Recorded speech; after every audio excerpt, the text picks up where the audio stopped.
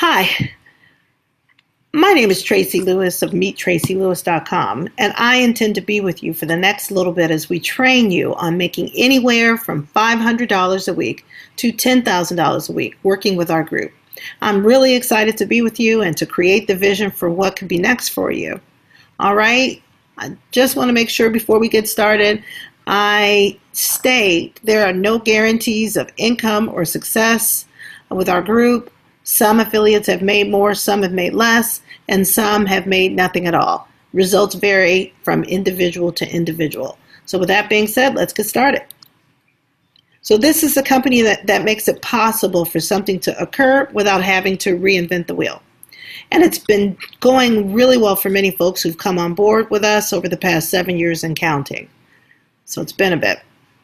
And to remain in legal compliance, I'm responsible for sharing with you that I am an independent marketing affiliate with this company. I have a contract with Renatus LLC to provide marketing for their educational service offerings. I take my responsibility to truthfully and accurately do my very best to represent Renatus LLC, and I take this all very seriously. I also do my best to give you all the information you need to make an informed decision prior to purchasing. And since I am an independent contractor, I cannot bind or act with authority for Renatus LLC. Okay, so again, I'm not licensed. I'm no specific counsel. I'm not a licensed attorney, an accountant. I'm not a financial advisor, nor a broker, or any of those other licensed individuals. And even if I had a license, I would not be acting in that capacity right here as you're with me on this webinar. Therefore, I will not discuss or provide any specific counsel, advice, or instruction that would apply to specific individuals. This presentation is intended to be general information only.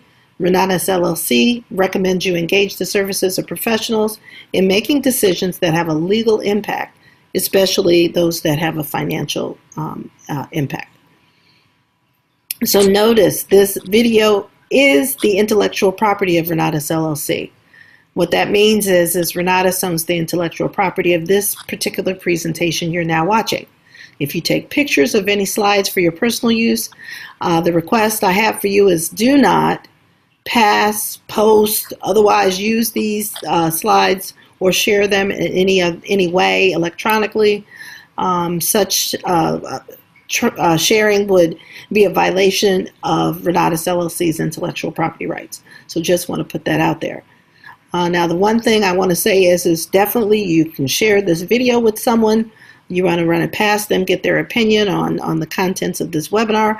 By all means, I invite you to do that. However, just using this information just willy-nilly out there is an invasion on Renatus's intellectual property rights. So in other words, what am I saying? Bottom line is to be responsible. So that's the request. So I'd like to begin by telling you a story. And out of this story, you'll really get a sense of what being responsible looks like with respect to being dedicated to creating something that's never been seen before and to producing results bigger than you know yourself today at this very moment. That's the offer. So this is a story about an inventor. This inventor had a ton of passion around making his invention a reality. So he literally went around raising capital to build this car. Well, he took the car all around town and he got some orders for some parts. However, because of the line of business and the structure he created, he ended up going bankrupt. Something that he did have in his favor is that he had something called tenacity. And if you know anything about people with tenacity, they refuse to give up. So this particular inventor made another car and he did the same thing again. That's what tenacity does. He drove the car around town and he got some more orders, but he didn't make enough to be a success. So he inevitably went bankrupt again. Now, luckily, this inventor succeeded in one thing besides having tenacity, and this one thing really made a difference. That was that he also maintained a positive attitude.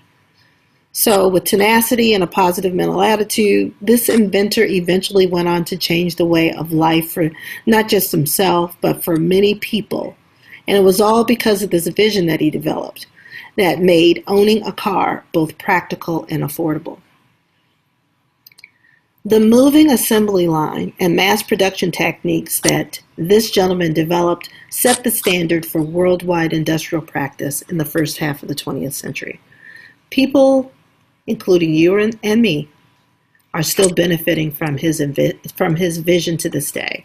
And I suspect, once again, that you are reaping infinite benefit from this man's determination to invent something that never existed before in his time.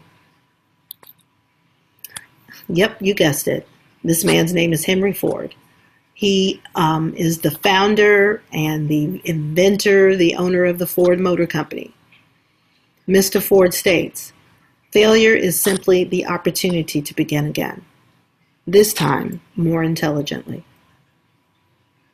So if you're here because you're looking for an opportunity for the first time, or you're looking for an opportunity to begin again, you've come to the right place. So this slide here, it really is a big game changer. And I'm asserting that if you'll let this all seep in, you'll reap infinite wisdom. What is that? It's change your mindset and change your results. And we see how this played out with Mr. Ford, who refused to give up and did change his mindset around the way he initially approached marketing his automobile. So actually, where do you think Mr. Ford was most inventive? If you guessed it was the invention of the assembly line to mass market his product, that is exactly what his invention was. That's where he changed his mindset. That's what changed the results. So again, to use Mr. Ford as an example, he really did succeed in changing his mindset toward how he marketed his product. So part of what I'm looking to do here with you today is to show you how our company is designed to be an innovative means to help you change your mindset and to inevitably change your results. First thing is, how much does it cost to change your mindset? How much does it cost? I got good news for you. It's free. Changing your mindset is free.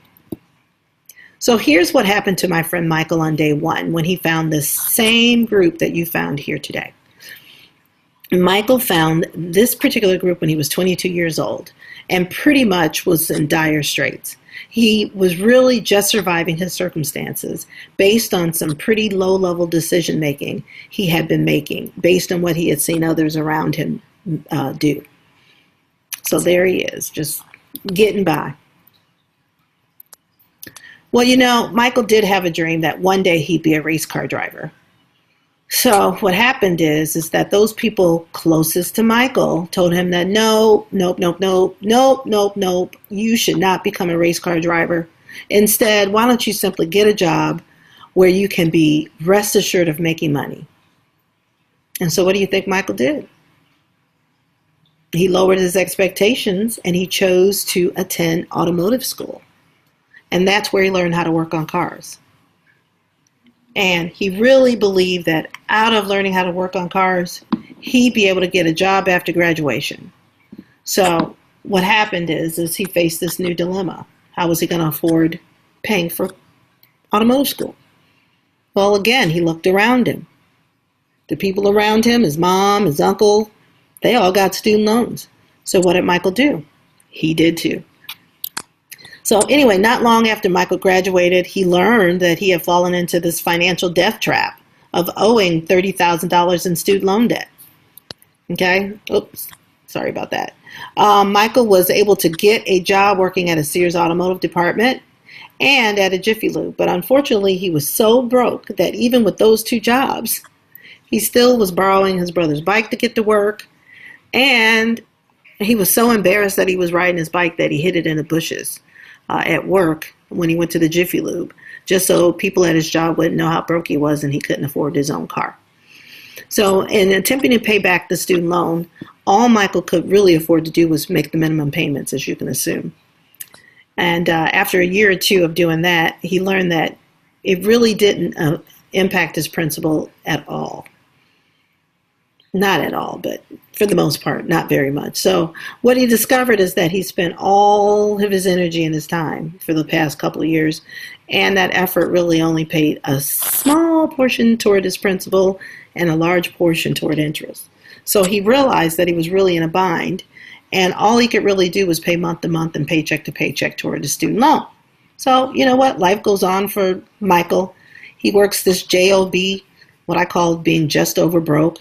And it really doesn't get him all that far in life, but he really doesn't see any other way to survive. And the people around him, that's how they're dealing with their lives day by day, just over broke as well. And Michael's drawings are adorable. He really, really, really was just falling flat on his face with the plan he had. So remember that Michael also didn't have one job, he had two jobs. And what he realized is that with all the money that he made, he really didn't see that at the end of his pay period. What he noticed is that some of the money from his paycheck went to places with funny little capital letters behind it, like FICA, FICA. And, he noticed that he was paying state income taxes and federal income taxes and Social Security and all the above. And that the money that he got at the end of the day was about half of what he, quote unquote, felt like he earned. So Michael was just working day to day, 7 in the morning to go to one job, come back at 10 at night. And he was really living only on half of what he earned at both of those jobs. So with, paying his living expenses and a student loan, it felt like he was just really paying an arm and a leg just to get by. And that's the way he lived his life. And that's not all. Michael he really was living in his girlfriend's mother's basement. That's what life was like for him. And after, again, 2 years of living this way and trying to build, dig his way out of debt to make his life work, he thought, you know what, how about unbeknownst to him, but how about make my life worse? He learned that he could qualify for a mortgage. He's like, okay, so I'll get out of my girlfriend's mom's basement, and that's making life a little bit better. And so that's what he concentrated on doing. But I don't know how many of you have ever thought that about this word mortgage. What does mortgage mean? Ever thought about that? Well, most people, they don't even ask. And instead, they just sign a bunch of pages over and over again, and they initial some others, and they just move right in. They get the keys to their lovely new home, and they qualify for this mortgage without the slightest clue of what they've just signed away their life to. Yes, mortgage has Latin and French roots going back to the Middle Ages. And what it literally means is a dead pledge or a death pledge. So in other words, it's a note that a person signs until either the debt is no longer owing, or which means the debt is dead, or the person no longer has the property. They lost it through foreclosure. So it means that the property is dead. Okay, so that's what mortgage means. So there Michael is. Day one, he finally meets our group. And on day one, he's broke, he's confused, he's lost, he's frustrated, but there's some good news. Even though Michael is broke as a joke, he's incredibly still open to new concepts and ideas coming into his life. And I'll assert that's what really made the difference for Michael.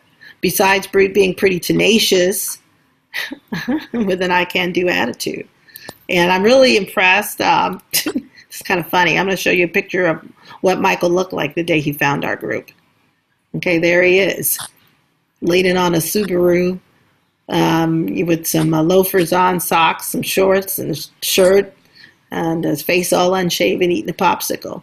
That guy right there, he was broke, confused, lost, frustrated, and I'll even assert he really didn't care at the time because he really saw no other way. And that's the way people look like around him.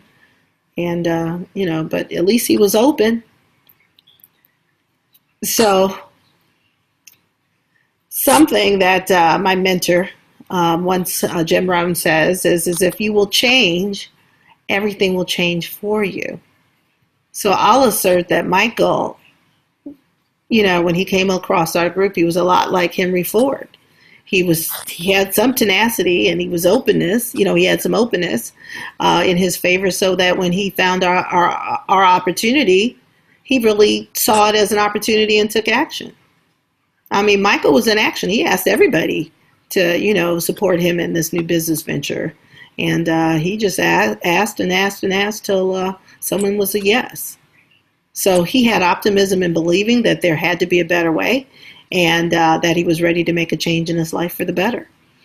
So here we see Michael with his girlfriend, the one that was staying in his mother's, girlfriend's mother's basement with him. That's them getting married finally. He turns his life around from having met our group. And he's now somebody who his girlfriend, who is now his wife, is really proud of. And all of that paid off all his debts, her debts. And so now they've got this life of open opportunity. It's really open road. And that's what I'm here sharing with you today. So these are some examples of all the people who've had an open mindset to achieve far-reaching results. And I'm sure you recognize some of these faces, if not all of them.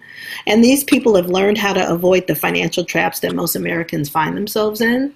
And, and also I would say, share that most of us as Americans, we don't learn this stuff in school. And so one of the ways that these people have been able to achieve their results is through building a business, something they don't teach you in school. In school, they teach you how to, study and graduate and get a job. They don't teach you how to own the job or run the job or be the boss. So understanding proper business structure and business philosophy and strategy, that's what this is all about. And I'm going to show you how owning multiple businesses can earn you anywhere from 4 figures to 5 figures to 6 figures and to some of you 7 figures if you'll just be like Henry Ford, be like Michael, and any one of these legendary figures. So again, this is the way Michael looked before. And so now this is the way Michael looks today. So that's transformational. And I'm sure that Michael would attest to being able to accomplish this transformation from riding a bike to 2 jobs and living in his girlfriend's mom's basement to joining our group. I'm going to say Michael would really attest that what made the difference for him is seeing an open opportunity, being coachable, being teachable, and it's all through maintaining an open mindset to achieve different results that he had been achieving before, and now having multiple businesses where he's earning 6 figures and 7 figures today. So in other words, Michael's been able to get past what was frustrating him, what was holding him back, what was costing him much time, grief, and woes.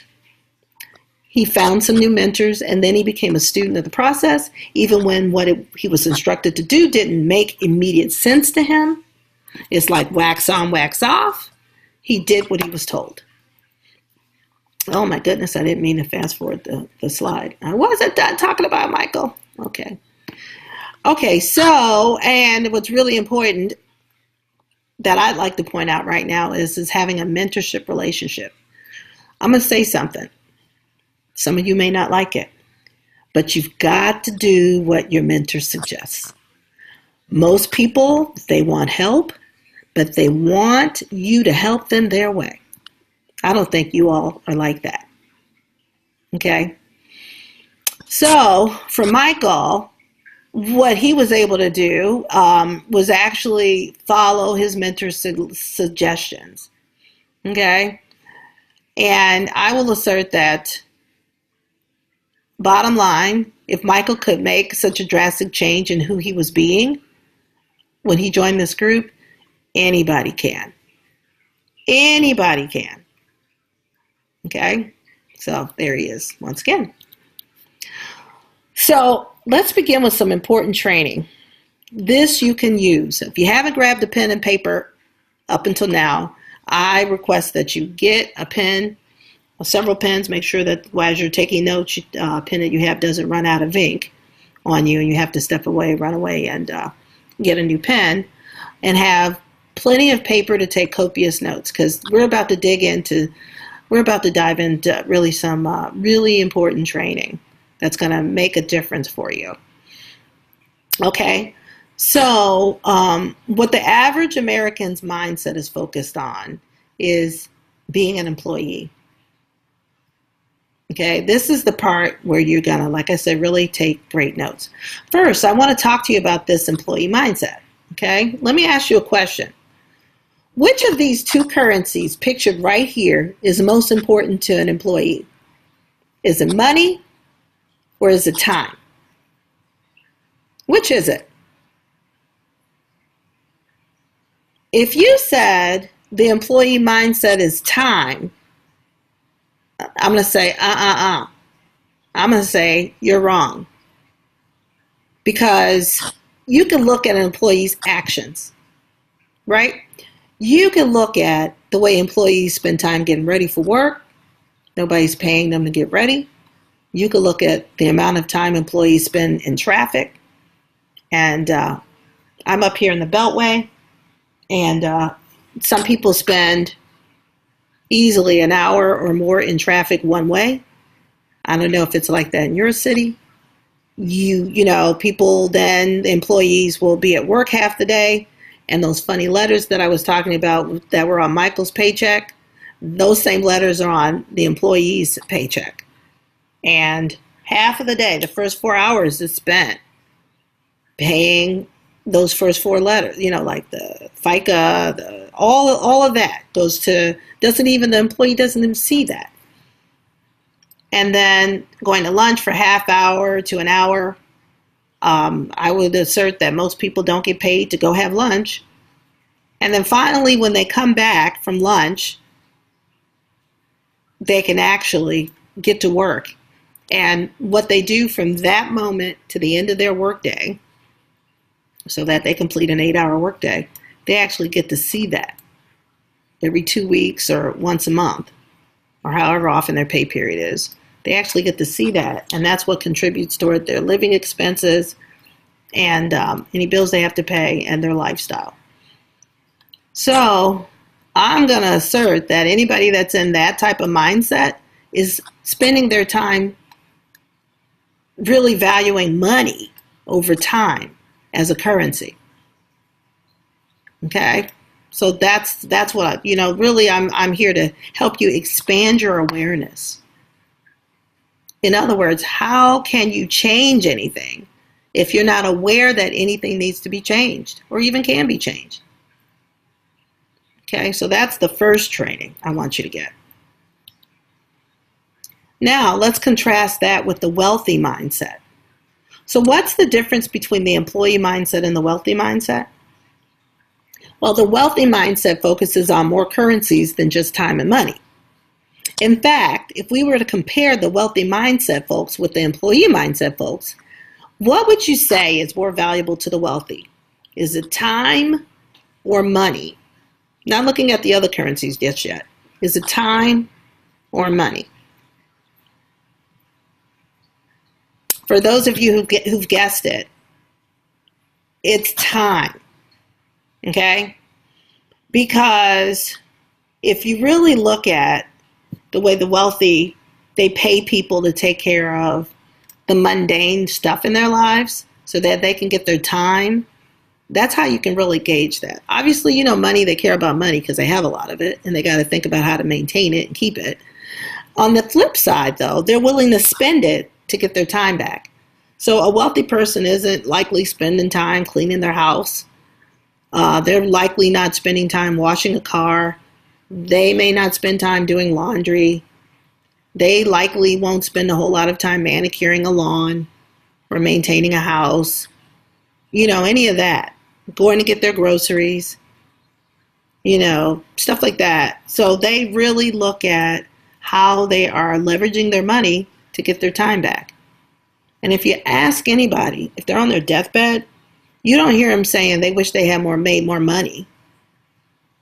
At the end, when they're in their last dying moments, you hear them say, I wished I had spent more time with the people I love.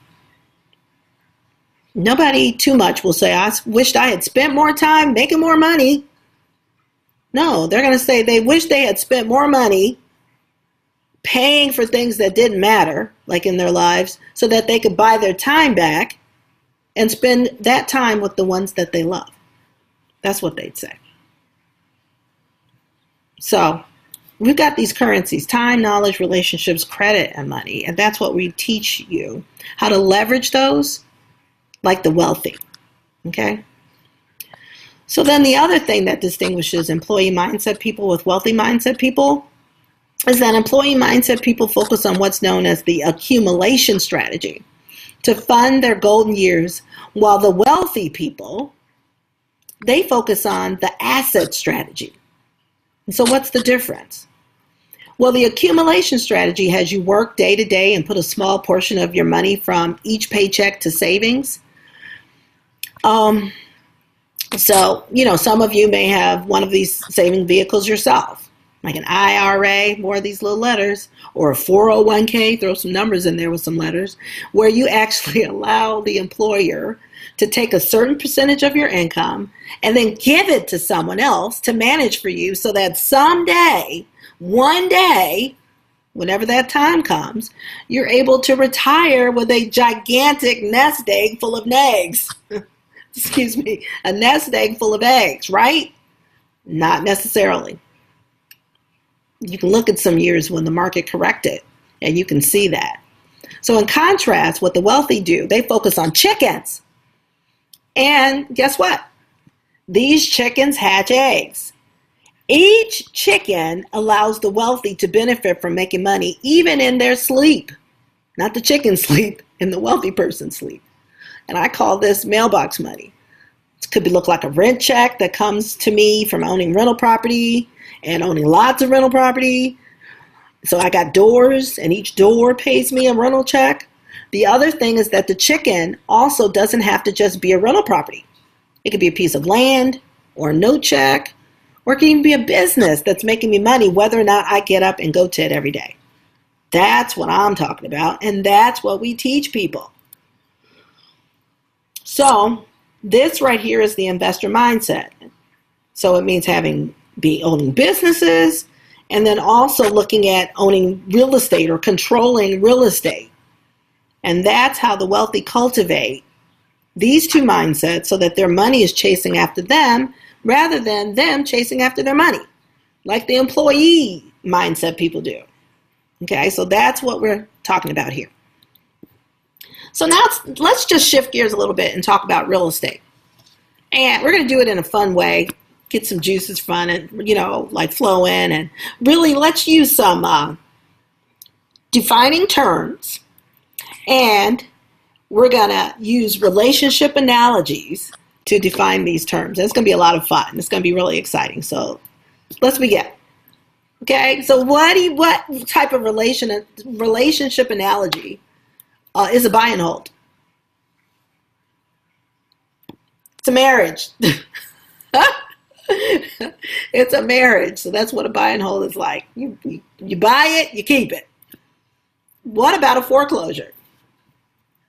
It's a divorce. Property separated from the person who controls it or owns it. A foreclosure. Oh my goodness. How about a subject to? Have you ever heard of that?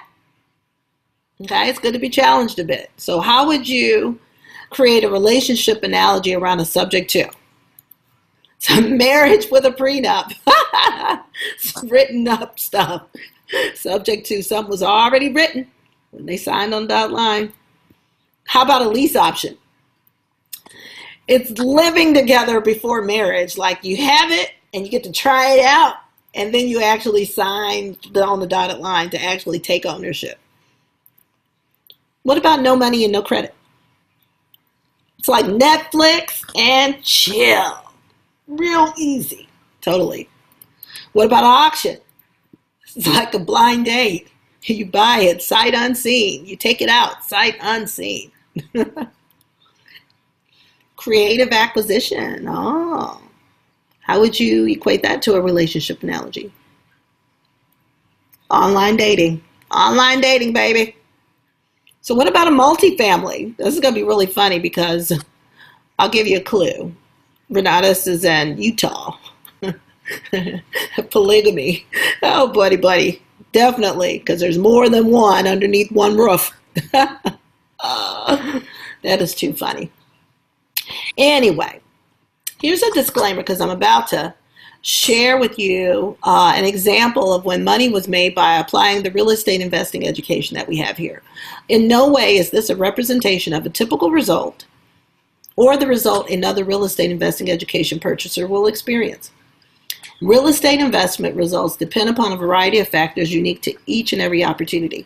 This example in no way guarantees or predicts a similar result in any past, present, or future real estate investment opportunities. Each real estate investment results as a unique, let me just repeat that. Each real estate investment result is as unique as the real estate itself. Okay? So no promises. But I still would like to share with you Paul. Paul used a seller-financed creative acquisition strategy. And with this particular property, market value of $210,000, purchase price $147,000, and he brought a down payment, look at that, $187.32. Equity position $63,000. He turned around and rented it for $2,000, and the current market value actually went up $50,000 to $260,000. Again, there is no typical result in real estate investing because each transaction is unique, and this is only an example that I'm sharing with you to applying the education. But anyway, let me tell you a little bit more about Paul. Paul happens to be a friend of Michael's. They both worked at the Jiffy Lube where Michael worked at one time. And Michael was, told Paul from the beginning, look, dude, I found this group and they show you how to get out of debt. They show you how to use real estate investing and make a lot of money. And I'm telling you, dude, you got to come on down here and check this group out. I am in like Flynn, and I'm looking forward to sharing this with everybody I know because I don't want to see anybody struggle. So anyway, what did Paul say? Paul said, nope.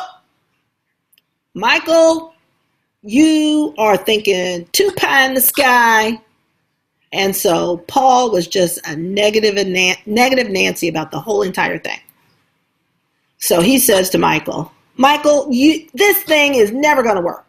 Don't you know we have to work hard to make a living? Don't you know that, Michael? Look around you. Everybody you know is working hard to make a living. And Michael says, no, man, nope. No, you don't. You don't have to work hard. What you got to do, you got to think hard. So it's about getting educated. And it's not just education, it's being educated the right way. So after a year of seeing Michael doing deals with our group, Paul was all of a sudden ready to listen to Michael. And I'm going to tell you, it's a shame that some people got to see it to believe it and can't just simply rely on their own faith in themselves to create something so powerful that it inspires them to take a leap of faith, without having to wait around on someone else to prove it works when it still doesn't even guarantee results for them, as the results are unique to every individual, just like our disclaimer. The results are unique to every individual, and each deal is different anyway. So, but anyway, that's just the way some people are. And good news is that Paul finally did attend an intro with Michael, and when he did, he saw exactly what Michael had been talking about all along. He got in, and so that right there is an example of one of Paul's deals. So it's pretty cool that he was able to do that. The other thing I wanted to share with you is that Paul was staying somewhere where he was paying $1,100 a month. He was renting a 2-bedroom, 1-bath house, and again, he was paying $1,100. He had a credit score of 400. Like, he really worked hard. You talk about working hard. Paul worked hard to get that credit score to 400. So in the meantime, he found the 5-bedroom duplex, And what a duplex means is in this particular instance, it's a unit upstairs and then a unit downstairs. Paul got that for $3,000 a month. So you're like, oh my God, but he was paying $1,100. Well, now look, he's got a 5-bedroom duplex. He's paying a bit more, but what do you think he did with the extra bedrooms? That's right, he rented it out for $2,000. So you subtract $2,000 from $3,000, you've got $1,000. You've got $1,000. So now, not only is Paul in a larger unit, a bigger place, it's in a better neighborhood too, by the way. The place where he was staying before, you leave something on his porch, so we wouldn't find it the next day. So now, not only is he staying at some nicer digs, he's actually making his tenant is supporting the mortgage payment, the mortgage note, plus he's able to get all kinds of tax benefits, and he's increased in value the property, so that's another $50,000 in equity he's been able to acquire, and all through seller finance rental, bringing $187, not even $190 to the table. Wow, that's huge. And then there's another strategy that we teach. It's called the mortgage reduction strategy. And he's able now to use that strategy to pay off this mortgage in 7 to 10 years tops. So that's pretty cool. Now, I know some of you here aren't in dire straits like Paul nor Michael were. And you might be thinking to yourself, well, I've got money. I'm not broke. I've got credit. I've got time, and I've got resources. And I really do understand that. But see, here's the thing. Not everybody is where you are. And realize that I am here to serve not just one person. I'm here to serve everybody on this webinar. And I want to make sure that everyone under the sound of my voice gets that their situation is not too bleak to prevent them from joining our group. So even a 400 credit score, working 2 jobs, just over broke, with a bunch of debt, is not going to preclude you from joining our group. Okay, so if you're out to prove me wrong, then I definitely want you to stick around because I'm out to prove you wrong instead. So anyway, I'm going to test a little bit of your knowledge and assumption right now. We're going to take a look at another deal. So these numbers here, the purchase price on this fix and flip is $250,000. The rehab cost is $70,000, and then the holding and closing come to $40,000 for a total in on this deal of $375,000. We can sell this property for $422,000 with a net profit of $45,000. So by the numbers, is this a good deal? You darn Skippy, this is a good deal. Sweet, it's a real good deal. So let's see though. There are 3 types of investors, and I'm going to describe them here. 3 types of investor mindsets, if you will. And so, with that being said, we've got one who is, let's see how we got this. Let me just look at what I'm getting ready to generate here. Okay, there are 3 ways to look at this deal. Some of you are going to say, the deal that I just broke down, that, you went about it. Like, I got ways in which you can actually increase the amount of money you're going to make on that deal. Okay? And so one of those persons would be this kind of person. They would be saying, look, Tracy, if you moved in, you could purchase the property for $255,000, the repair for $70,000, holding and other costs of $375,000, sales price of $420,000 with a profit of $45,000. That's what it would look like. And I'm going to just share with you what happened with me. My dad was interested in real estate rehabbing, and he found a property in Chicago, and we all moved in, and that just about looked like our kitchen when we first got there. And my dad, I don't want to say he was a cheapskate. He's not around in life to say, that, to defend himself. He's passed on. But he was known around the family of really wanting to, cut corners when it came to expenses. And he was out to pay the least amount possible to anybody working on our property he had. It was really his property, Dad and my mom. And so he paid the boyfriend I had at the time, he paid him money to do the flooring, the wood flooring and the tile. And it took them forever. And then I remember my mom, it was in the summer months too, part of this time, and my mom paid me to strip the wood. It was one of these homes that has historical value, and so we were stripping the wood to bring back the natural luster of the wood and take off the 15 layers of paint that people had put on it since this building was constructed in the early 1900s. So what I'm going to assert, that a person approaching the deal in this way, where they feel like they got to move in, because what happens is they spend all this time getting their property ready. And then when it's time to move, once it looks all beautiful and it's gorgeous and it's easy to sell, then they sell it and move into another renovation just like this, and the cycle starts all over again. I'm going to assert that somebody approaching this deal like that, in order to increase or to reduce expenses or whatever they had in mind, the move-in investor, that person has got a mindset like the self-employed. Just like the self-employed. Okay? And my dad, he was not looking to become a CEO of any real estate investing empire like his daughter. I got it. However, imagine what it would be like if you were, and this was the approach that you took. If you were out to become a real estate investing empire magnate, a good, like a big, huge, running a multi-million-dollar real estate investing business. As soon as you get the place, like I said, all nice, pretty, and comfortable, ready to be sold, and you sell it, and then you got to start all over. Does that sound like long-term profitability to you? No. So there's another person, type 2, someone who's interested in debt. Like they are looking as an investor, they are going to create this debt approach.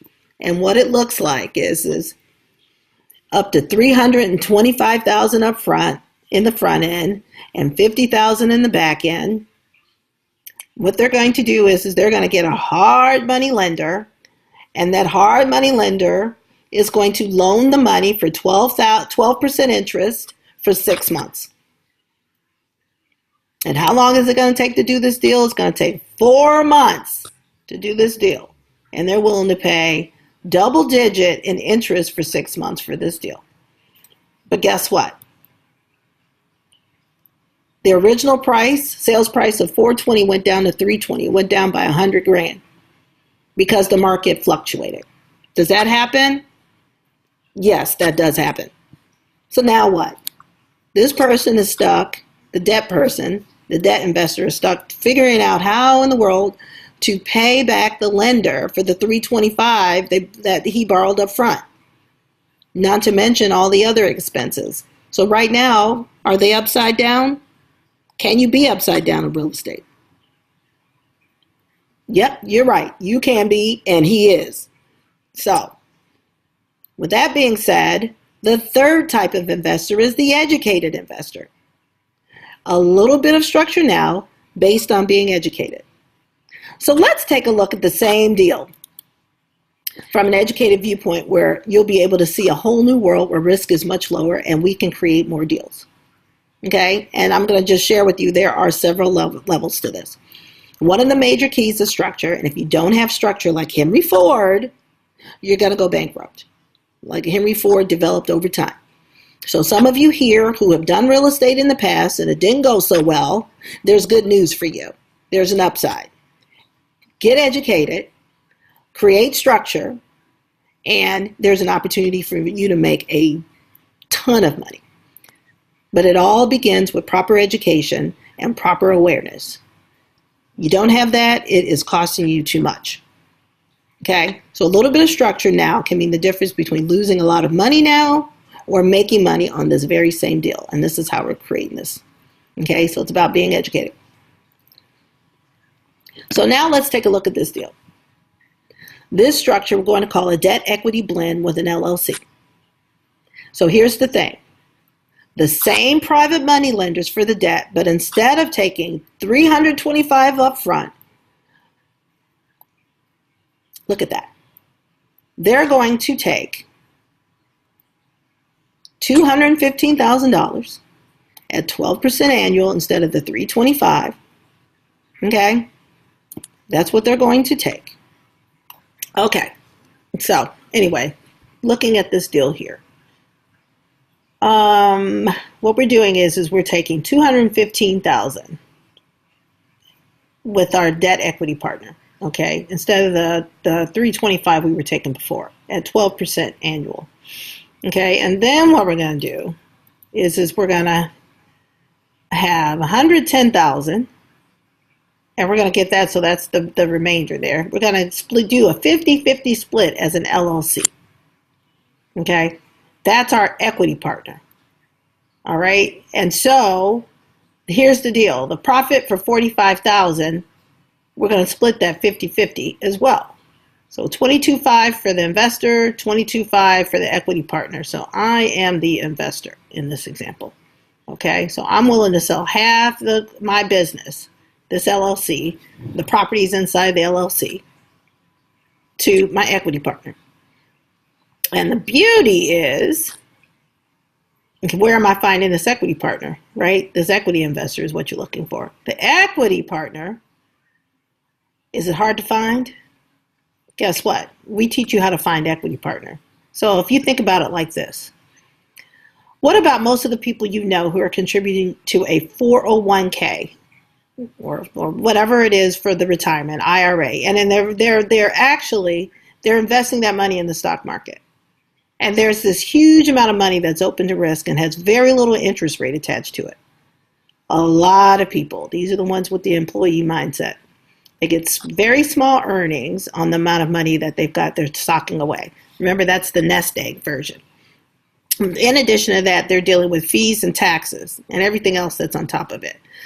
And I just want you to know that there right now are about $5.6 trillion in 401k plans in the United States. Right now, that was as of the fall of last year of this recording. $5.6 trillion. So you see, there's a lot of money that can be accessed to do real estate with the right education and the right conversations. What if you could have a conversation with people, anybody, and show them how to move some of that money to investing in your real estate deal? And it's actually backed by real estate. What could you build with learning how to do real estate coupled with learning how to have those types of conversations with people? And how many properties could you feasibly invest in? Think about that. So with this particular deal, suppose you acquired an investor who had $110,000 to contribute to your deal here. They could own half of the LLC. In addition, they could get $22,500 as income. Plus, they would get the tax write-offs, 50% of the tax write-offs, that's a 50-50 split, and a whole bunch of other things. Okay? And then guess what? Their money that they invested with you would be secured with the real estate deal as an insurance policy. Okay? Do you get insurance on your stocks or on your bonds or your T-bills? Really? So the equity partner would have collateral. They would have insurance, they would have a higher rate of return, they could get tax write-offs, and they could actually have partial control. And why not? Well, the reason why this doesn't happen more frequently is just because there's a big challenge called TV and commercials and news advertising. Most people tell you to put your money right in the 401k. You get Fisher, Schwab, and all these big places. Put your money here, put your money here, put your money here. When really, you could be self-directing your money through real estate. So in other words, what we do is we actually teach people how to do this all the time. With this particular example here, even if the market adjusted downward during the lifespan of this deal, we, meaning me and the potential, like the equity partner, we would be making money. And that's the key to being an educated investor. In another training, in another class, our trainers will show you exactly how to do that. okay, in another training, how you can actually make money no matter what. Okay. But do you see how we're creating a structure? And that's the point. That's the point. Right now, we're creating the structure. So now we're going to do this deal, and we've got our equity partner in place, and we've got our debt investor in place. And what we can get is a 22.5% return. Okay? And in this particular example. And if we use their money, this person, the equity partner's money, the debt partner's money, we're going to earn 67. Okay, right here, 67.5. Now again, somewhere in the middle of the deal, the price of the real estate, it goes down. Just like in the other deal, the price, the real estate goes down. It's cyclical. All right, so what are we going to do?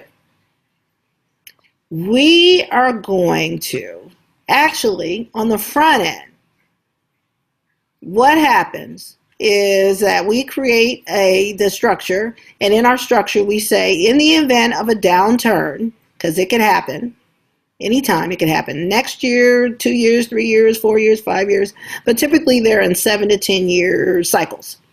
Okay, so what we put in is this instrument that says, in the event we're not able to sell the property, we go into partners on this deal as a rental. And guess what else we get? We split the rent 50-50. Okay? So over the next couple of years, we will collect the rent until the market goes back up. And then we'll sell the property. Meantime, guess what?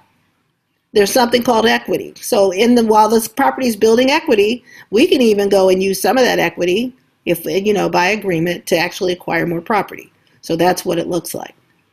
And what else is really great is no matter what market, you can actually make money in real estate, and it's so exciting. We show you how to buy real estate at a discount, sometimes getting 2-for-1 specials. So when the market corrects, it's time to get excited too. Many deals there's all kinds of strategies, no matter what the market is, to make money in real estate. Okay, so it's really cool. So now we're looking at this deal. Is there a way that this person, based on the current structure, can finish the deal and still make the money? Yeah, we talked about, there's something that I meant to mention too. With this deal right here, to get the debt equity, remember the debt equity partner out of the way, because remember we were only borrowing this money for 6 months. How about we turn this into a typical standard mortgage? And then we move the debt equity partner out of the way. We pay that person off. And then my LLC partner and I stay together for the 50-50 split until the market turns around. Is that possible? Is that doable? Absolutely. It is doable. Yep. So it's all about mindset, because guess what? We're looking at the market changed, and we're looking at right there, what's my return on investment for this deal? This is fun. It shows up at this point. You know what it is now. It's infinity. You're right. It's infinity, because did I bring any money to this deal as the educated investor? No. I brought my education. Yeah, like we talked about currencies. Remember way back when there are 5 currencies? Time, money, education is a currency too. So I brought my education so that me and the person that we acquired the property from, everybody's happy. And it's all in the mindset. So the wealthy use also business systems. So here we have McDonald's. McDonald's is the #1 holder of real estate in the world. It's the #1 restaurant by revenue. And it feeds 1% of the world's population every day. Go figure. And ironically, guess what? It's run by teenagers. Isn't that just like crazy? Think about that. This corporation feeds 1% of the planet every day that's run by teenagers. So what is the smallest, most complete real estate business? Okay? It's a rental property. You don't even have to be there to make money. You step out, you just look at the property from on the curb, and it's making you money. Makes the same amount of money whether you look at it all day or not. Look for complete business systems. That's my point. Look for complete business systems that you can leverage so that you can spend your life how you want to. And it ain't about chasing money. It's having money chase after you. So I hope you took notes on that one because that's a big one. So what are the 5 pillars of wealth for the wealthy? Back to what we were saying. Okay. Wow, oh, wow, oh, wow. Funny, funny, funny. So taxes, 2, banking. We haven't even gotten to that yet. Business, real estate, and then last but not least, as I said, education. So, taxes and business. The following is for example purposes only. You should educate yourself further, because this is always a disclaimer, right? And consult a licensed accountant before attempting to apply any tax strategies to your own financial situation. All right, so let's dig in. Here's an example of the tax pillar being used as a business owner versus a W-2 employee. And the two can earn the same amount of money, same amount of $100,000.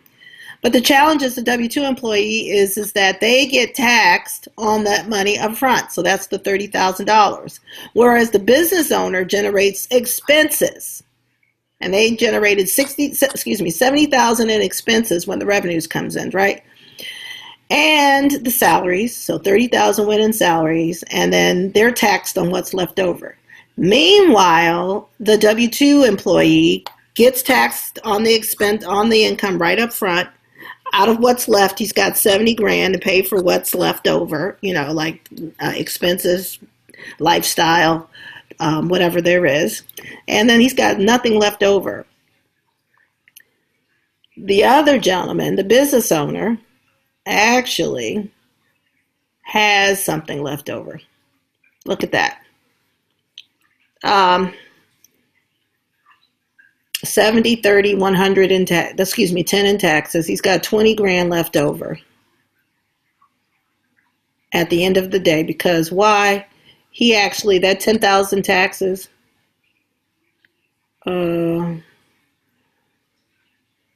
$20,000 difference. I don't know what that is, actually. Interesting. Taxes, 10,000, 20,000. I'm going to have to go over that. So, Renatus, your way to wealth and prosperity. And look at it. It goes like this. Like, really, do you know how many companies there are that really charge an arm and a leg to get started? 100,000, 50,000, 40,000. And well, here's the thing. Coming here to Renatus gave me the foundation to become a successful business owner today, and I didn't pay any of that. So, the bar of knowledge with Renatus is education. And I'm going to tell you, in my opinion, the education is second to none. And really, in order to be able to take advantage of everything that Renatus offers throughout this phenomenal national community, is like, it's priceless, it's infinite. So we talked about the move-in, the debt type of investor, and what's most important is the educated investor. Number 1, numero uno. So through our online video vault that includes a downloadable feature to listen to the content even while on the go, there are over 350 hours of online video training from practitioner instructors. Okay, some packages even include complimentary lifetime access to education so long as you're a member in good standing. So what's a practitioner instructor? Well, a practitioner instructor is someone who does exactly what they teach. You might go to the academic world and go to a university, for example. You take a business class, but that person is an employee of the university and not likely to be a business owner, 9 times out of 10. So this practitioner instructor is a business owner who does exactly what he or she teaches. And in other words, when you open up a multifamily class, guess what? The instructor owns thousands and thousands of doors. Or shall I say, they control thousands of doors. When you open up the fix-and class, that instructor has done hundreds of fix and flips.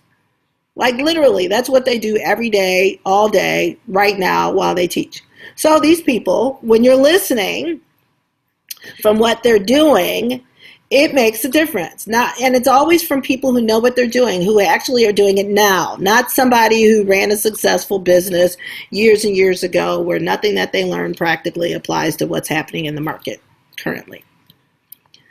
Our education is divided into two parts. Okay, so the first half of our education is going to be designed to help you keep your money. So that's dealing with the taxes and the banking. Then the next half is dealing with business and real estate. So the education covers all of those pillars. Okay, but the key is you really got to look at how to keep your money, and that's why we really talk about that first. We saw a difference with taxes, but what about differences in banking, in our retirement accounts, our credit scores? All these things, if there's unawareness around these things, we talked about it earlier, you're going to get hurt. So the first group is going to help you build your money, so let's dig into those. How to get started. Renatus's top tier program, right there, 25 grand, it's a bargain. Now some people might really think, man, 25 grand? I don't know. 25 grand. Oh my God. Like 25 grand is so much money. But really, let me ask you a question. How long do you want to keep thinking that 25 grand is a lot of money? If you said, I don't know, that's a lot of money. How long do you want to keep thinking that? Here's what I want you to do. At the end of this video, there's an opportunity to download and review the entire course catalog to see what we have to offer. So I want you to, at the end of the video, click on that link to see exactly what the 25 grand is all about. So the first thing, as I was talking about, the first thing are your essentials, and everybody has to have the essentials. These are your keep your money classes. Even if you never plan to be a real estate investor, you still need to be thinking about your taxes, your credit, your banking, and your retirement accounts. All these things definitely do matter to you. I don't care whether or not you're a real estate investor. So in our course called The Essentials, this is where you're going to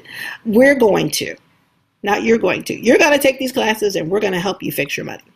Right away, you're going to start wanting to apply all of this stuff that you're learning. So there's going to be some core classes, and then there's going to be some add-on classes in real estate. So again, you're going to focus on those those 5 wealth management classes at the top. And once you've done that, it's going to shift your ability to acquire credit. It's going to shift your ability to look at how to accelerate your debt. It's going to shift your ability to generate all of your income as a business owner, or a large percentage of your income as a business owner, so you can actually move into that business owner category that I showed you a couple slides back. Plus, you're going to learn about how to have those conversations around self-directed IRAs, such that you can be in conversations with people you know and inviting them to do real estate with you. So that's that. Your money problem. What problem? There isn't one. So then the next 5 classes: the foundations, the marketing, the deal of the decade, the real estate red flags, creative acquisitions. All of those teach you how to get into real estate. They don't teach you your exit strategies, but they do teach you how to get into real estate. So that's how to get into the deal. All right. Now there is a conversation for in real estate. It's basically you make your money going in the deal and you get paid coming out the deal. It is good to be doing real estate with the advanced education, the advanced investor training classes. However, with the essentials, it does get you set up as a foundation, the foundation of doing real estate. Okay? And that's what that is there. So the real estate flags tells you what not to do in real estate. Creative acquisitions class shows you how to do the acquisitions like the one we talked about earlier on. How to buy money with none of your own, how to acquire property with none of your own money and none of your own credit. So those types of structured deals. Okay. And then also deal of the decade, that's how to get those rare finds. So actually, they're not just a deal of the decade, they're a deal as often as you'd like for them to be. So once you've got those keep your money classes in your brain, then it's time to build your money. with the classes, the the accelerated investor training classes. So these are the learning paths that help you master specific investment strategy. So again, you've got your core classes that lay the foundation for future learning. Then you've got your strategy classes and then a bunch of bonus classes. However, I just want you to know the bonus classes are only available with Extreme Purchase. So here is one of the accelerated investor training tracks on buy and hold. So if you want to specialize in buy and holds, it's just like a major in college. That would be one of the majors that you would select. Fix and flip. If you want to specialize in fix and flip, those are all the classes you get. Your core classes, your strategy classes, and then your bonus classes. And in addition to the essentials, remember you're still going to have the essentials with all of this as your foundation, your foundation. So then your multifamily is same thing. If you want to major or specialize in multifamily, those are your classes. They include classes about multifamily property managers, how to manage the managers, how to do multifamily fix and flips. That's something that is really a game changer in the real estate investing market. How to deal with tenants and rental agreements, okay? So that's all in there too. And of course, understanding mortgages, private and hard money. So commercial. You really want to learn how to analyze commercial analysis, which is different from residential, lending, leases, procedures, and then you want to learn about negotiations and contracts, along with title, escrow, and closing. No tenants, toilets, or termites. So this is dealing with the paper side of real estate investing, where you don't deal with a tangible asset called a building or structure. You deal with the note, or you deal with seller tax liens. Okay, or you deal with the deed and deeds, tax deeds. So with all of those being said, this is important to know because, like I mentioned earlier, real estate is in cycles. Okay, there's the commercial cycle, is different from the fix and flip cycle, is different from the buy and hold cycle, is different from the tax deeds, notes and liens cycle, the note cycle, which means there's always something that's up. And I'm telling you, you really got to learn this stuff. So then the wholesaling, lease options, and auctions. A lot of the major, or shall I say some of the gurus out here are talking about wholesaling, but they're not talking about anything else with real estate. All they do is talk about wholesaling. What would you do if the deal, you couldn't wholesale the deal? We teach multiple exit strategies. These are all exit strategies or specializations. And the more exit strategies you have, the better the chance you are to make maximum return on investment on any real estate deal. Okay, does that make sense? Great. So you've got the market analysis, the wholesaling, the auctions. Remember that you buy it, it's like a blind date. So dealing with auctions and lease options. Okay, so that's really good. Then your short sales and foreclosures. Anybody know anything about short sales? They're not short. Well, guess what? We show you how to really take, make sure you get the deal from beginning to end with the least amount of complication possible. And remember that these are done by people. These classes are taught by practitioner instructors who are in the business now. Okay, so short sales, the way they're done today, they weren't done like that before. Foreclosures, the way they were done, they're done today, they weren't done like that, even as many as several years ago.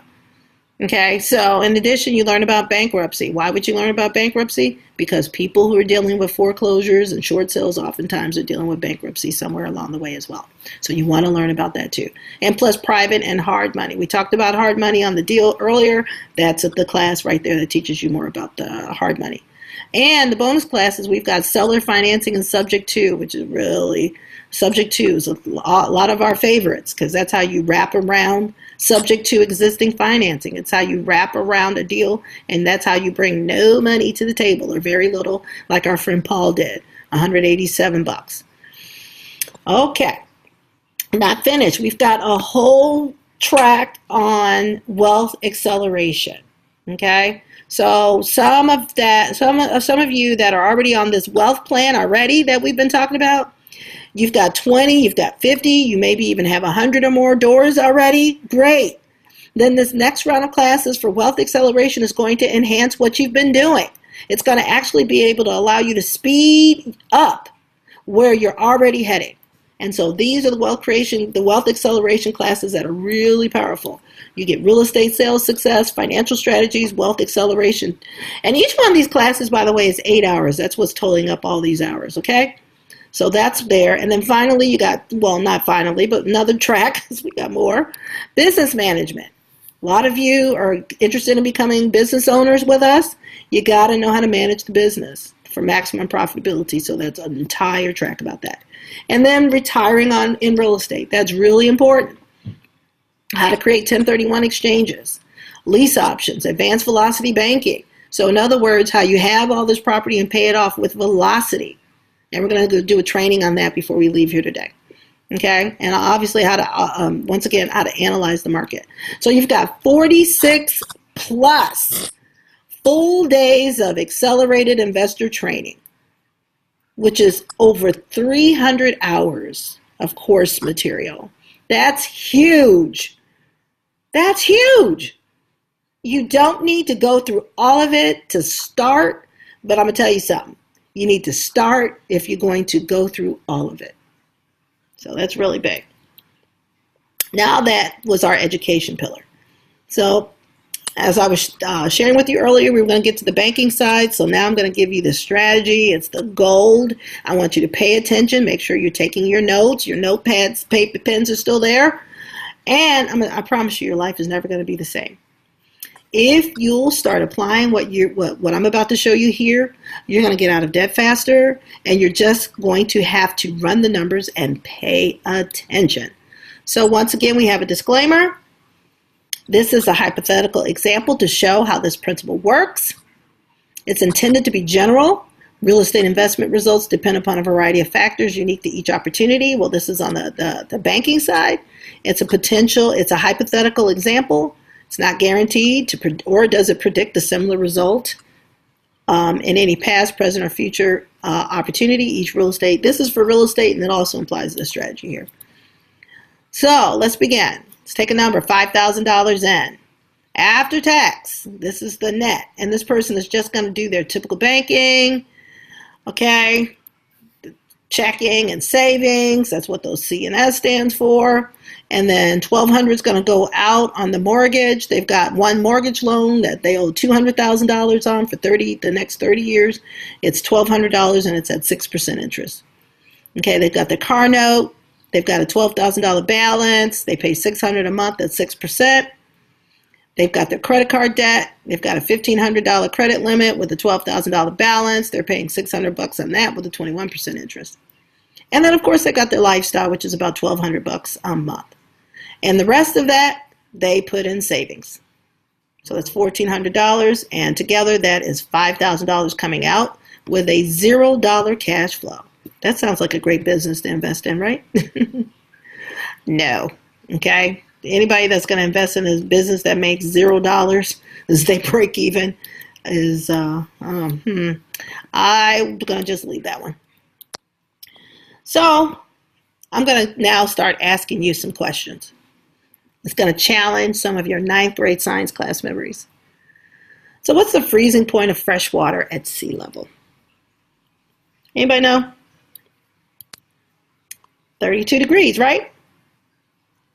Is that a true statement? And I know some of you are probably thinking, well, you know, Tracy, I need to know if this is in Fahrenheit or Celsius. For those of you who remember Fahrenheit and Celsius. Okay, so 32 degrees Celsius, is that a true statement? Yes, it is. Oh, I apologize. No, it's not. No, it's not. Oh, Lordy. Okay, in fact, this would be the true statement if it were 32 degrees in Fahrenheit and 0 degrees Celsius. That's what freezing point is. Yep, there you go. So what about this? You got 21% and 6%. What's going on with that? Oh, I'm going to slide ahead.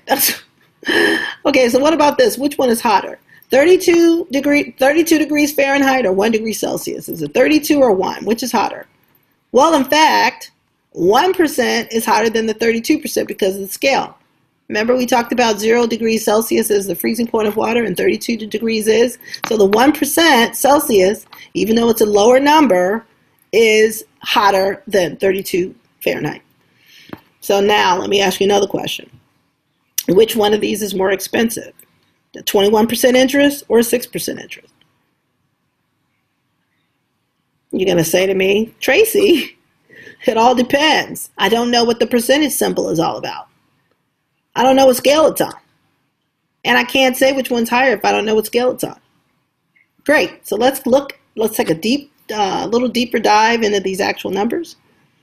And you'll remember we heard these numbers on this slide right here.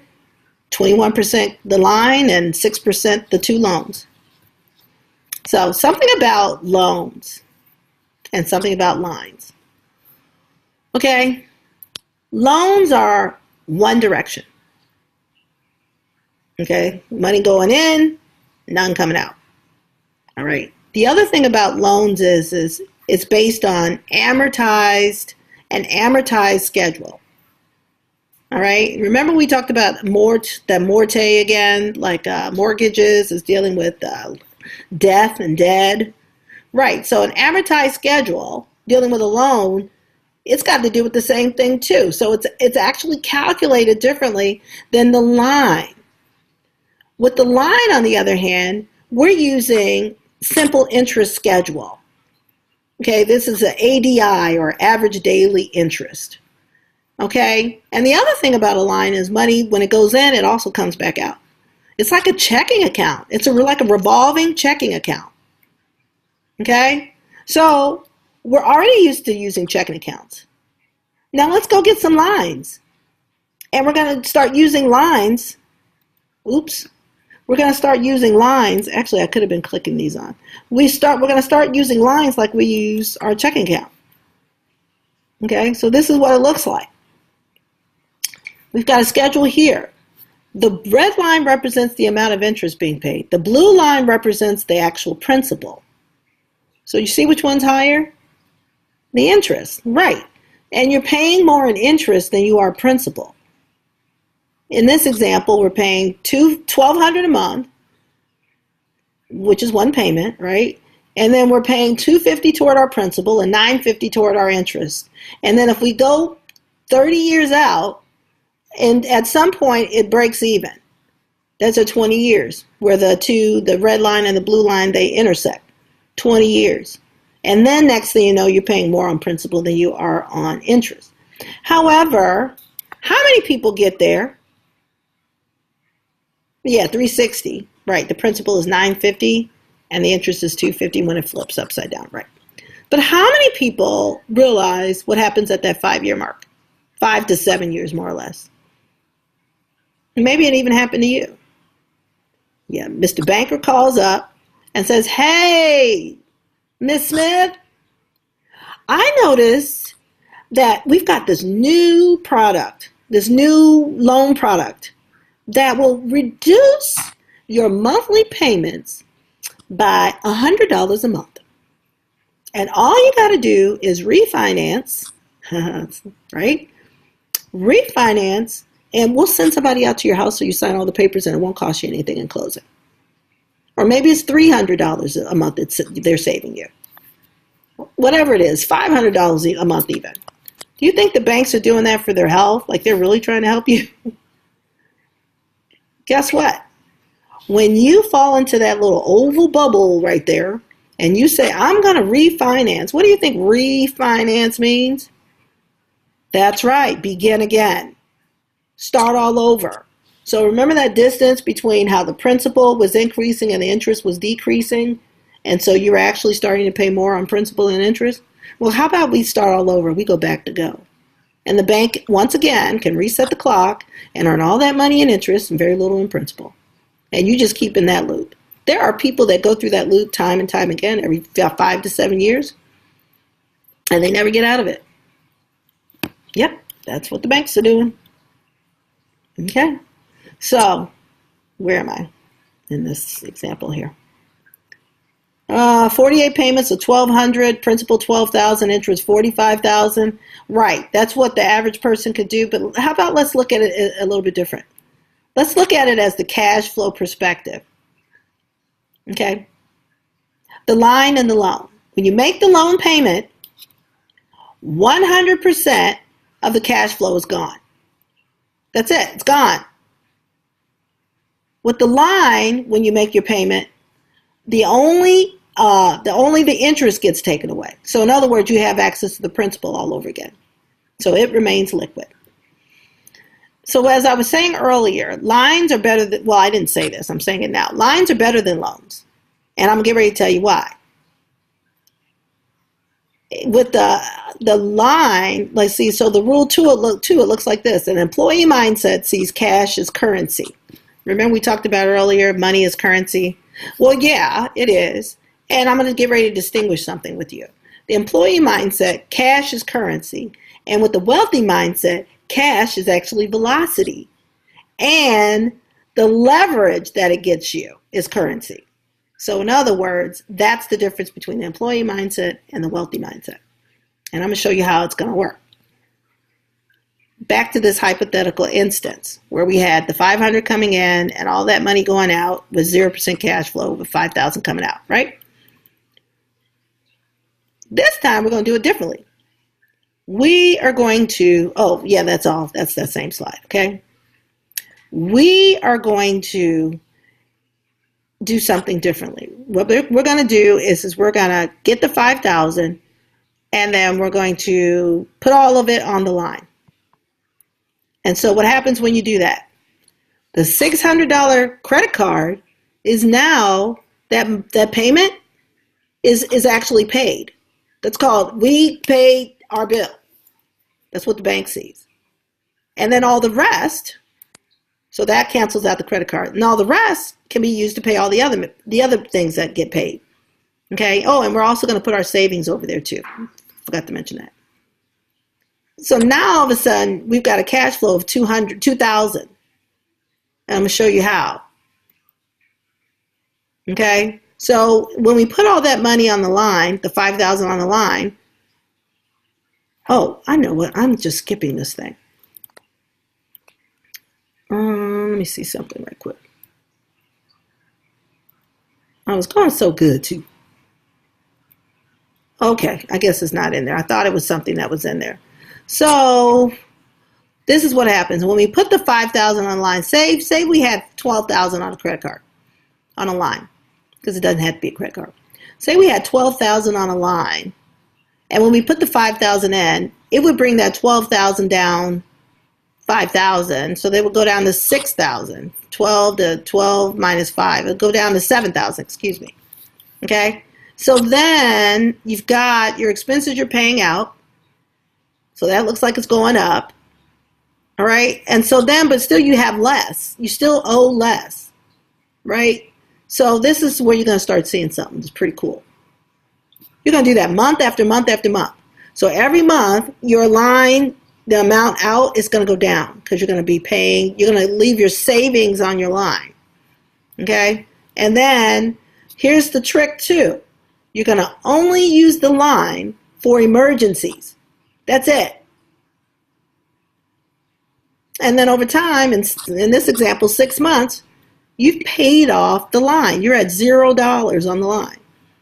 And guess what? You can use it again. So now, what else happens when you paid off the line in 6 months like that? Yeah, the bank is going to increase your credit limit. So now you not only have a limit of 15, you got a limit of 25. So you got $10,000 extra. And like I said, you can do this stuff again and again and again. And that's how you actually end up making a difference, paying stuff off. So suppose you, oops, it went so fast. Suppose you did this.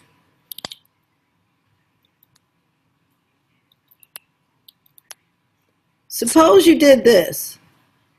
Okay. You took, in this method, I'm going to call it chunking right now. You took 12,000 from your line and paid your house. So you transferred the loan amount of 12,000 and moved it over to the line. Okay? Suppose you did that. What do you think would happen? There you go. It'll take you 6 months to pay that off. But guess what? Remember we were comparing a line with a loan? And we talked about the interest being different? Your line's got a 21% simple interest.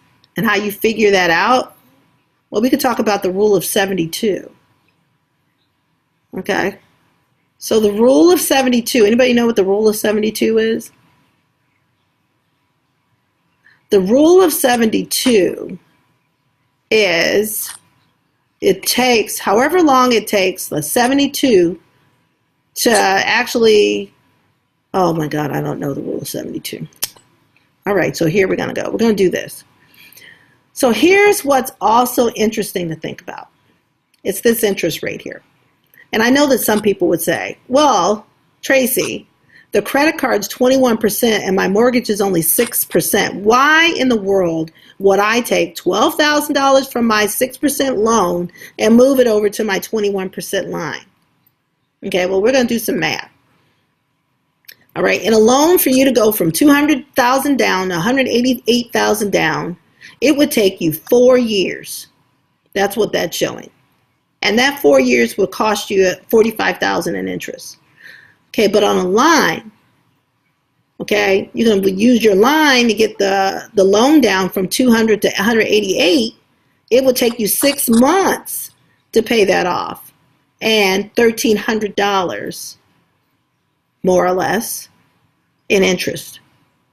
That's it.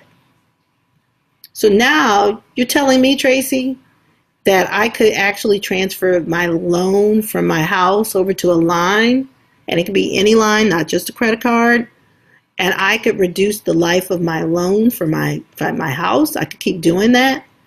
Right. Yeah, you could. And no banks are teaching us this, are they? They're teaching us some sort of strategies, but they're not teaching us this one.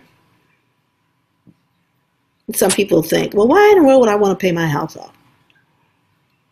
Well, consider that you could use the equity to do other things, and it's not to buy expenses, liabilities. It's to buy, yeah, the A word.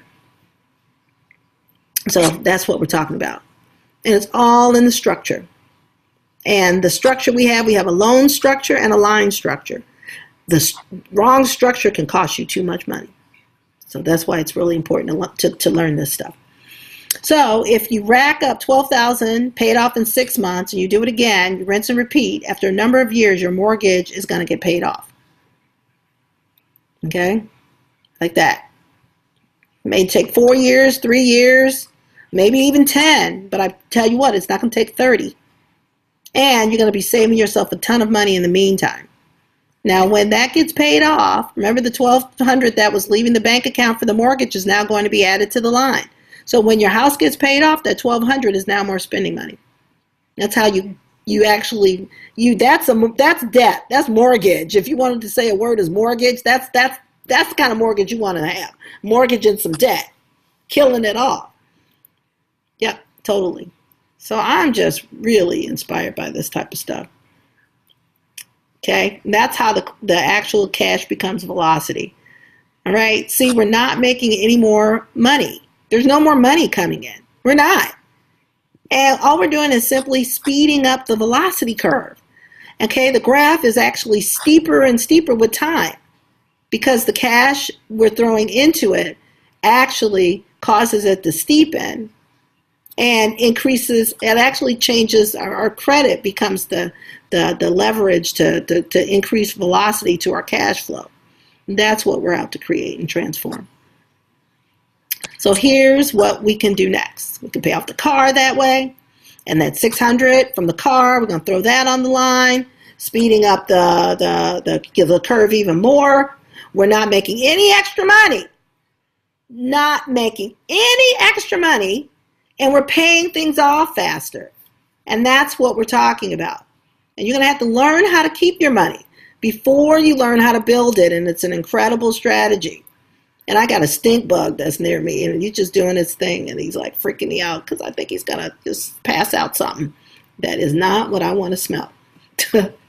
So now you've got the house paid off, you've got your car paid off, you've got the credit card paid off, and it's incredible.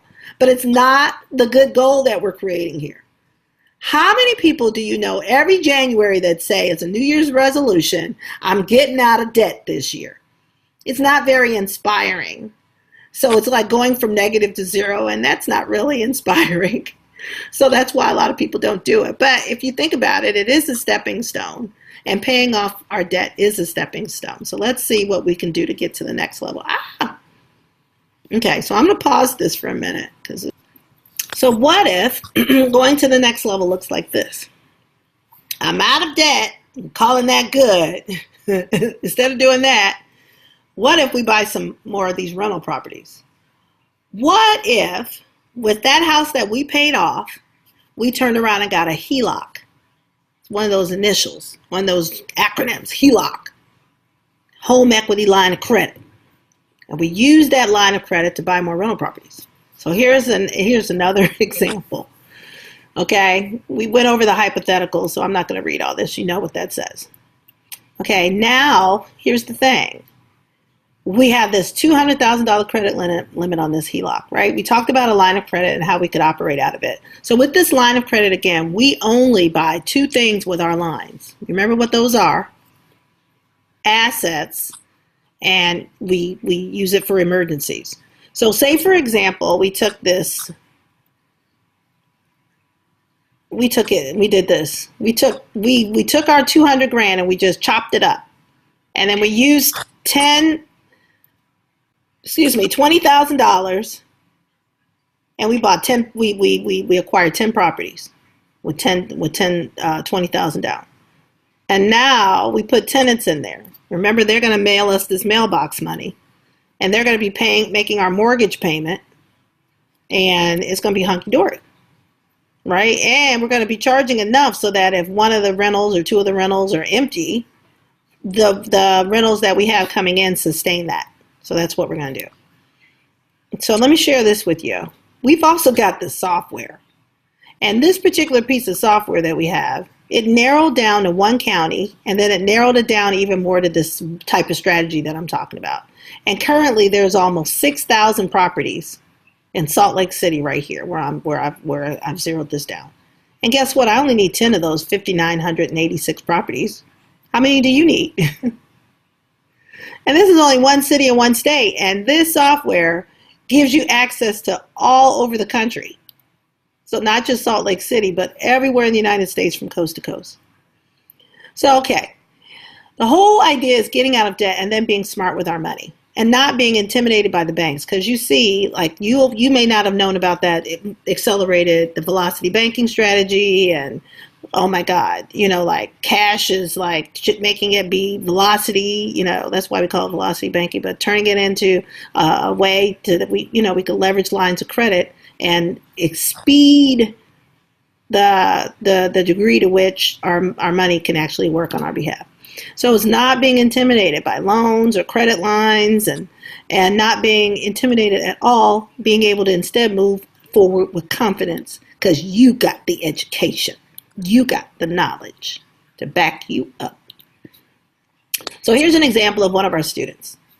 Okay, the following examples shared by an independent marketing affiliate, just like me, though they've not been paid for this testimonial. They do all, on the other hand, receive earnings for sales of the educational services.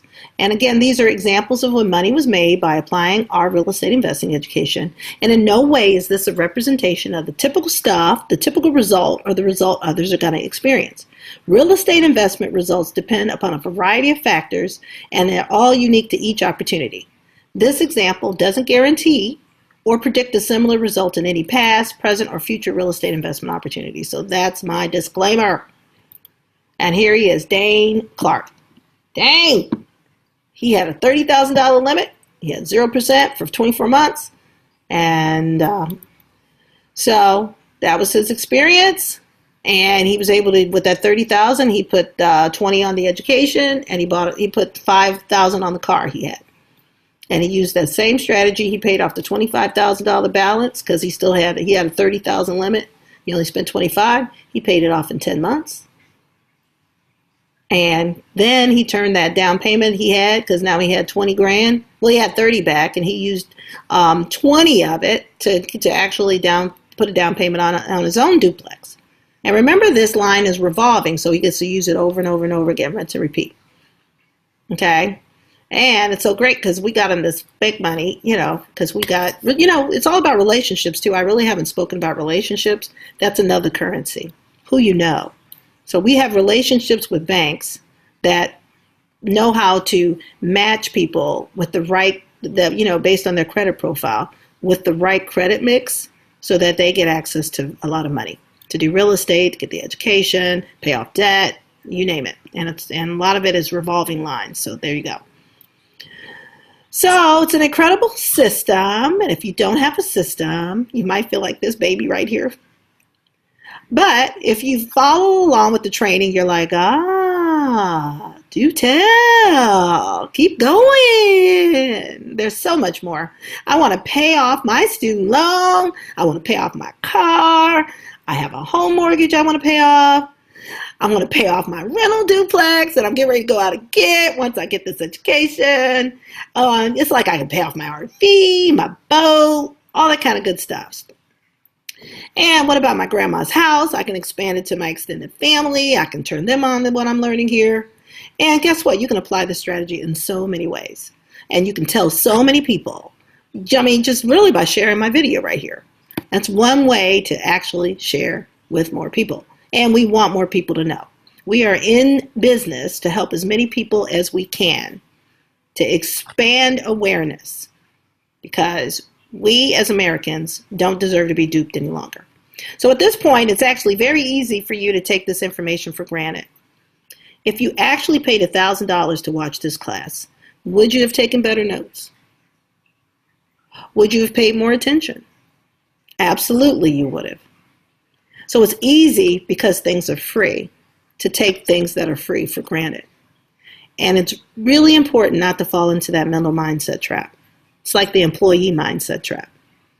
Employee mindset trap of taking things for granted. And that's how they got stuck in that job, where they're spending way more time than what they're getting out of it. And realize this, everything has value, including this webinar. So I'm going to say one more time, don't take this for granted. Take some action, change your life, get educated, make a difference for yourself and your family, and for other people. So what we will cover in the follow-up, with the very next steps to your success, is we're going to demonstrate our education, additional ways to find money, how to start, manage and grow a successful business. You're going to learn that. You're going to learn how to find deals using the Renatus iOS software, which is what I was talking about. And I'm so excited about what you're going to learn coming up next. This is all the different ways you can get in touch with me. Twitter, Instagram, and Facebook. So you know I'm a live person. And later on, I think I'm going to update it and put in my LinkedIn profile. So I'm really excited about what you're going to learn coming up. So I'm asking you to hang on around, take advantage of whatever action steps there are that will pop up after this webinar completes, and be on the follow-up. I look forward to being with you there.